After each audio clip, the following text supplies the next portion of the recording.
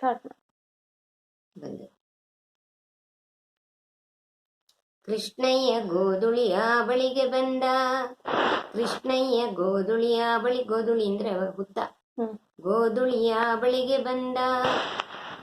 ಅಲ್ಲಿ ಚೇಳಿ ನೊಟ್ಟಾವು ಮೆಟ್ಟಿ, ತರತರದ ಮಾಲೆಗಾಳಾನೆ ಕಟ್ಟಿ, ಒಂದರ ಕೊಂಡಿಗಾಗ ಮತ್ತೊಂದರ ಕೊಂಡಿಯಾನೆ ಜಿಗಿದು ಕಟ್ಟಿ, ಇಂಥ ಹಿಂಡಿ ಚೇಳಿನ ಹಾರವ ಕೃಷ್ಣಯ್ಯ ಕೊರಳೋಳು ಧರಿಸಿದಾನು.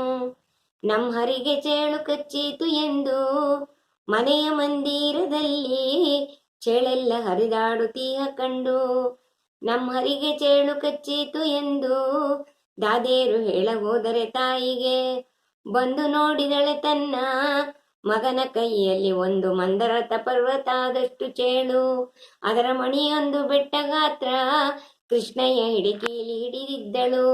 ಬೆಚ್ಚಿ ಬಿದ್ದಳ ಯಶೋದೆ, ಏನು ಕೃಷ್ಣ ದೇವರೇ ಗತಿ ಎಂದಳು. ದೇವರೇ ಗತಿ ಅಂತ ಈ ದೇವರುಗಳಂತೆ.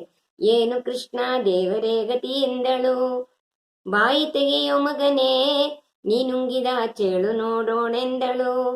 ಬಾಯಲ್ಲಿ ಒಂದು ಬೆಟ್ಟ ಗಾತ್ರದಷ್ಟು ಚೇಳು ನೋಡಿದಳು. ಸ್ವಾಮಿ ತನ್ನ ತೆಗೆದನೆ ತನ್ನ ವದನ, ಈರೇಳು ಭುವನದ ಭಕ್ತರೊಡೆಯ. ಹತ್ತಿ ಆಲದ ಮಲ ಕಂಡಳು, ವೃಕ್ಷವ ಗೋದಿನ ವೃಕ್ಷ ಕಂಡಳು.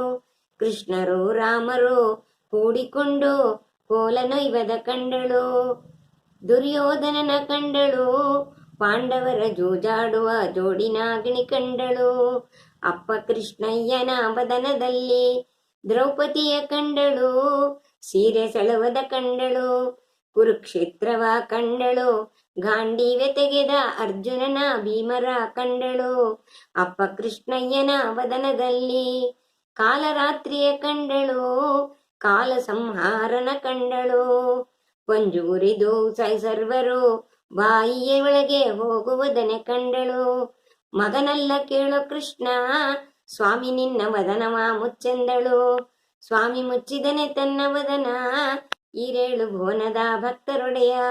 ಈ ಕಥೆಯ ಕೇಳಿದವರಿಗೆ ಗೋಕರ್ಣ ಮಿಂದವರಿಗೆ ಬಹಳ ಭಾಗ್ಯಗಳುಂಟು. ಹಡೆವರೆ ಕೃಷ್ಣನಂತ ಮಕ್ಕಳ, ಪಡೆವರೆ ಕೃಷ್ಣನಂತ ಮಕ್ಕಳ. ಮೀರ ಊಟ ಕೊಟ್ಟು ಮಾಡಿಸ್ಕೋ.